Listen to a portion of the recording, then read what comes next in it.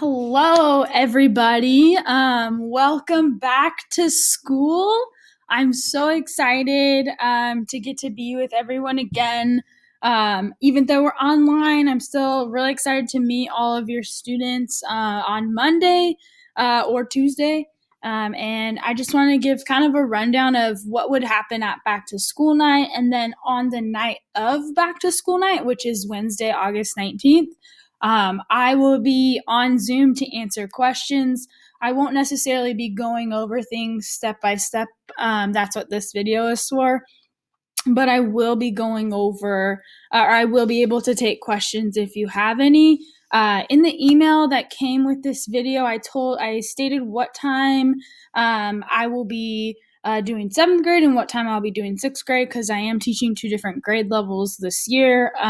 I'm split, so bear with me on that a little bit. And yes, we'll get all your questions answered and we'll have you feeling as comfortable as possible with this very different way of starting our year off. But we're gonna be okay and we're gonna make it work. And I'm super excited to be with your students. So this year, I'll be teaching 2 blocks of 7th grade world studies, a period or a block of 6th grade language and literature, and then 2 blocks of 6th grade individuals and societies. So this is what our block schedule looks like, and I will have this up on my website. I know it's up on other teachers' websites currently, and it's on the Camerado website, and it's going to take some getting used to.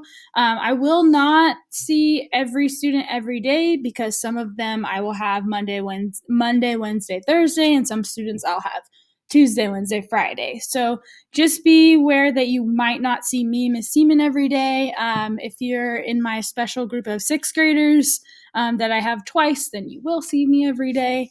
But this is what the schedule is going to look like, just so everybody knows. Again, I'll have it up on my website. If not, I don't have it up there quite yet, but it will be up there by the start of school. So we're going to start with world studies. So if your student is not a 7th grader and you have a 6th grade student, you can skip ahead a little bit in the video. I'm just going to decided to do all of it together. But so 7th grade world studies, our course description is in this course. Students will examine world cultures and turning points in history from the end of the Roman Empire through the Middle Ages up into the Renaissance and Reformation and the Enlightenment. So we're really going to we're picking up right where they ended in 6th grade history. And we're going to keep going. We're learning about the medieval world. I'm very excited to get to teach this class again. I didn't know I was going to be teaching 7th grade until almost all the way through the summer. So it was a nice little surprise for me. So this class will be very, very fun, very similar. Some of it's similar to what the students would have done in 6th grade. For example, we use what's called an interactive student notebook or an ISN quite often, and they'll use that again in the 8th grade. So something that they'll be comfortable with. But the content is very different, and I'm very excited to get to teach your students about the Middle Ages. Just so you know, the grading categories, classwork/homework will be 50% of their grade. Now, classwork homework is a bold term for what we're kind of embarking on with distance learning. They won't really have specified homework. Most of the work they'll be doing on their own is things that we've assigned that maybe we didn't finish in our time together in our 98 minutes together. So just know that have that on your radar. Tests and quizzes will be 30% of their grade. We will be doing some projects, even if it's online, and that'll be 10% of their grade. And participation, which I believe is essential, will be 10% of their grade. And that's something that I will give more details about how I'm specifically going to grade participation, because with the way distance learning will work, it'll be kind of different than I might gauge that in the classroom. But that's something we kind of have to get through the first week or so before we totally determine what we're going to do for that. These are the topics that we'll be covering in world studies, and their book is green this year, and it's called The Medieval World and Beyond. So we'll look at medieval Europe, which entails kind of the fall of Rome through the Byzantine Empire. We'll talk about the origins of Islam in the Middle East. And what that looks like. We'll talk about the culture and kingdoms of West Africa, which personally is one of my favorites. Imperial China, medieval Japan, civilizations of the Americas, and then Europe's Renaissance and Reformation, which is another one that I particularly enjoy teaching. And then Europe will enter the modern age, and then they will pick up with their world studies in high school, their sophomore year. And there we go. It's kind of their last middle school world history class. This is not a firm outline. Sometimes we jump around a little bit. Sometimes we don't get to things. So hopefully we'll be able to get to most of this year and touch on every part of the world and just kind of shed a light at what that part of the world looked like during the medieval time period. Our daily agenda, kind of what we'll be doing. I do what's called an On This Day in History. It's titled on things OTD because they eventually know that's what I'm talking about. And if you had me last year, you're very familiar with these. Don't worry, there'll be different ones, and we're going to do some different things with On This Days in 7th grade. We will likely review from whatever previous class period we did. I'll do some sort of lesson and activity. That's usually where I'll do some direct instruction, and then we will then, kind of talk about what should be finished before the next class period, and then I'll answer any questions that they have, and we'll wrap up and be off our Zoom meeting. Yes, we can talk more in detail if you have questions about the whole asynchronous and synchronous time. But again, that's something where we will kind of feel out more as we go.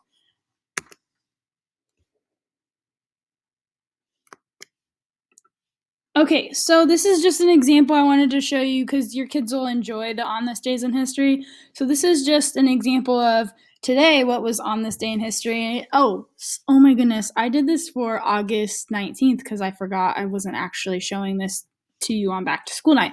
So this isn't actually today.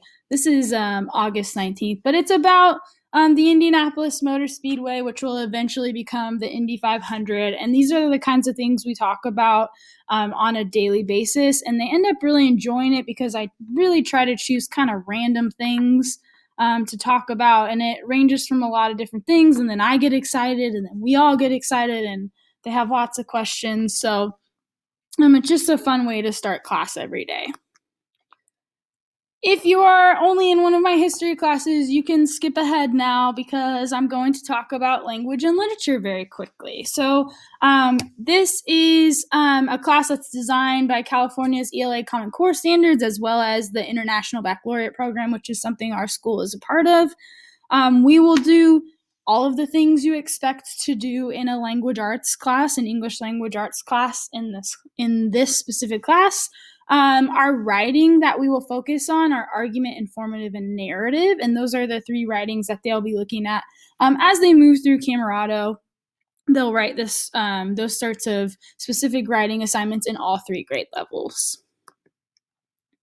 The grading for language and literature is 40% homework and classwork, 30% tests and quizzes, 20% writing, and 10% on participation. So, yes, if you have any more questions about that, we can talk about it on the 19th. This is kind of our course outline from last year. However, I do think we might start with something a little bit different with writing this year, just because we're trying to adjust with the distance learning to what we think might be a little bit easier to teach at the beginning of the school year. So that being said, we might not do argument writing to start, but again, we're kind of figuring it out as we go as well. So I will know better. There will be a formal writing assignment in the first trimester. I'm just not sure if it's going to be argument writing to start. Our textbook looks like this. It's called Collections. It's accessible either in on the Clever portal or in hard copy if you got that. There's also another booklet that goes with it. It's called the Close Reader, and that's something we'll utilize throughout this class as well. This is how we're going to start class for language and literature. This is called our English Language Arts Daily Review. And this is something that we'll start every day with, and they tend to really enjoy kind of knowing what they're doing each day. So this is just kind of an example. It's a review, but it also gives us the opportunity to kind of talk about a variety of different things in a more controlled, small time of the class instead of spending full class periods on things. But I'm excited to do this with your children, so expect to see this online with them. All right, last but certainly not least, we have individuals and societies. Now, this is the 6th grade social studies component, and students will examine the ancient world and cultures. So they will start with early humans through the Roman Empire in this course. I'm excited. This will be my 2nd year teaching individuals and societies. Actually, all 3 of the courses, it'll be my 2nd year, and I'm excited to get more in depth with the ancient world and teach your children about all the really old things. This class is broken down 50% classwork homework, 30% tests and quizzes, 10% projects, 10% participation. Again, if you have questions about weighted grades, we can address those on the 19th. This is what the 6th grade textbook looks like. It's called TCI History Alive, The Ancient World, and it's the red book. The things that we'll talk about are early humans, Mesopotamia, ancient Egypt and the Middle East, ancient India, ancient China, ancient Greece, and ancient Rome. And all of them, man, the kids really tend to enjoy China, and we did our distance learning portion in the last school year, ancient Greece, and I feel like we still got to do a lot of fun stuff, even though things were online. So we're getting craftier, and we're still creating engaging ways to teach history, even though it's online. The daily agenda will look like an On This Day in History. I talk about something kind of random that happens each day in class. It's a historical event. The kids tend to really enjoy the On This Days in History. I'll do some days where I only talk about what happened on that day in history, and it's fun for them, and they kind of have weird random knowledge about interesting things because of it. We'll likely review from whatever previous class period, whatever we did in that class period. There'll be some sort of lesson and activity. We'll talk about the homework, and then if they have any homework, and then if they have questions, they can ask that before logging off of Zoom. And of course, I'm accessible via email if they have any further questions. Just some classroom expectations. Whether we're in seats or virtual, is to be respectful, be responsible, and be safe. And something that I coach high school athletics, and so something that kind of has always stuck with me is we talk about, and in the classroom as well, control the controllables. You might not be able to control what's happening around you, but you can control your attitude and your effort. And those are 2 things I expect out of students every day. And I have to do the same. I have to choose to be in it every single day as well as them. So, yes, control the controllables. This is a cute picture of my nieces and my nephew, and I love talking about them. So your kids will hear lots about my nieces and nephew. And then I have one more nephew on the way. He'll be here in December. So these Camerata learning expectations. This is it's making me sign in. Sorry. I'll come back to this. These are kind of our online distance learning expectations for virtual learning, whatever you want to call it, at home learning. There are some pretty specific things we expect out of kids, but it's not it's not crazy. So what does that look like? Well, it looks like things like they'll work independently and be self-starters. They'll be dedicated to school from 8 to 2, Monday, Tuesday, Thursday, Friday, and 8 to 1 on Wednesday. So attendance will be taken in each class period. So these are just things, and I'm going to attach, this is attached to the email, and I will be talking about this with your students. And it's kind of things that are normal to a school year, but just making sure that we hit these things pretty hard with them so that expectations are there and we're ready to work towards meeting them. And last but certainly not least, we have whoops. I don't know what's happening. I'm sorry. These are my cute basketball players. They're wonderful, really good kids. They go to school at Del Oro High School. So we have my website. I will be using Google Classroom pretty exclusively, but my website is also a good resource. If your student is allowed to have TikTok, I do have a very teacher-friendly teacher TikTok. That's very fun for me. But this is my website. Just know I often post videos just showing kids how to access things because sometimes that can be confusing. Normally I have, since there's no homework yet, I'll have our agenda for the week here. With what each class will be doing. We have some of our international baccalaureate approaches to learning displayed. I have one version of the schedule up here, and then each class has a page as well where they can find worksheets if for some reason they're not posted in their Google Classroom. But again, I'll be using Google Classroom pretty exclusively while we are distance learning. That might change a little bit if and when we get to come back to the classroom.